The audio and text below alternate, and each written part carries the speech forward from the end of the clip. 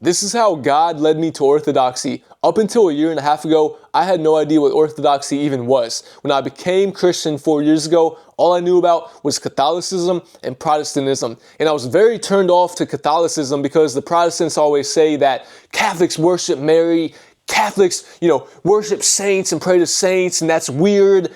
And that was enough for me.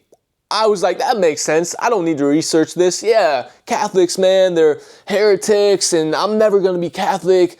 I'm just going to be Protestant. But the issue with Protestantism I saw when I just became Christian was that they don't agree on things. Everybody's got their own interpretation. There's so many different denominations, and it's just confusion. Now, a year and a half ago, there was this guy that had hit me up from watching my videos on YouTube. And me and him would have phone calls every now and then. And he started talking to me about Orthodoxy. Now, I was very shut off from the conversation because he would tell me that they would, talk to saints and, communicate with saints and pray to saints. And I was like, isn't that idolatry though? Like, we shouldn't be doing that. We should be praying to Jesus, not the saints.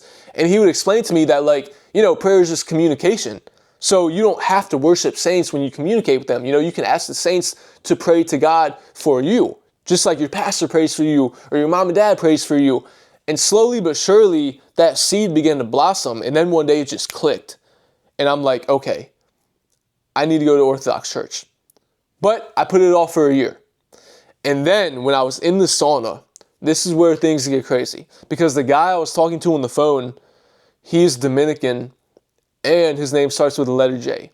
Dominicans are Catholic, right? So I was in the sauna at my gym 2 months ago.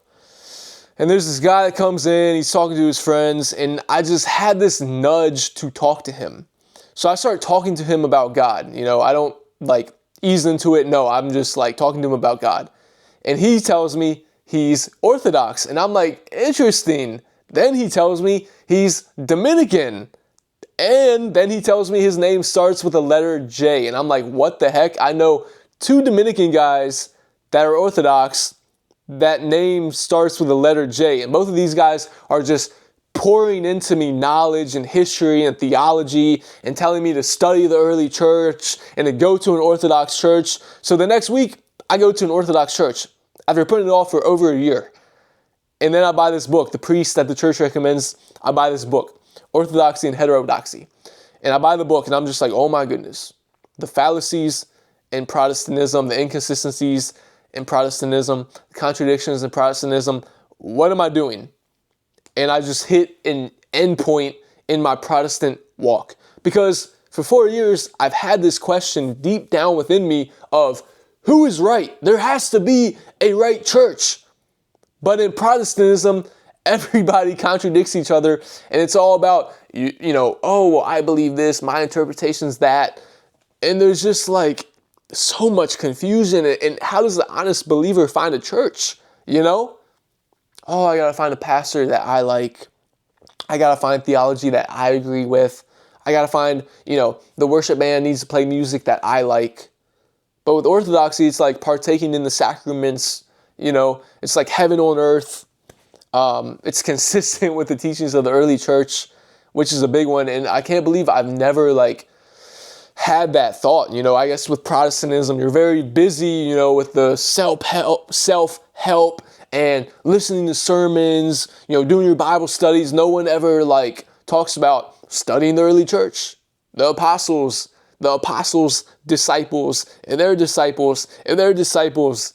In Protestantism, there's this spiritual universal church, as long as you just believe the gospel, man, you belong to the church, it's no big deal. But a lot of Protestants think that the Eucharist is just symbolism. It's not the actual body and blood. And some Protestants do. And there's just all this, I believe this, we believe that, we believe that, we believe that. And it's crazy, there's so much heresy in the Protestant church. And that heresy can lead you astray. Look at how times have changed. And these churches have molded their ideology and theology to match up with changing times, like the rainbow flags in the churches, the women leading the churches, so much other stuff as well, like pro-life, pro-choice, You know, there's so much politics involved in church now too. We're trying to market to people to get people to come in, right? That's what the Protestant church has become on a big scale. Marketing, appealing to people. Oh, we got the coffee shop and we got the stage and the lights and the music and the bass and the books. And it's just like all this stuff, man. It's just like, my goodness, I can't even think in here.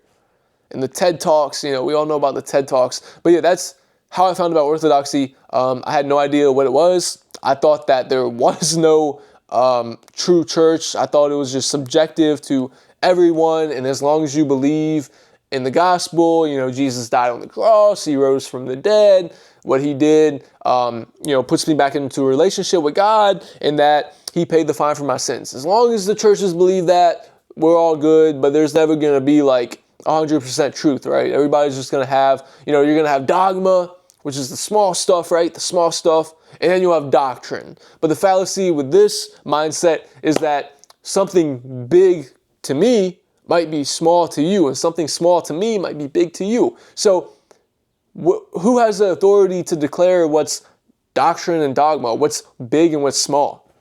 And that question really aggravated me, because at these Bible studies, man, we're just constantly debating. We're just constantly going back and forth. Nobody can agree on anything. And I'm telling you, it really nagged me so much. But yeah, that's where I'm at now. If you have any advice, if you have any tips, please comment that down below. I would love to hear from you. Like, comment, subscribe.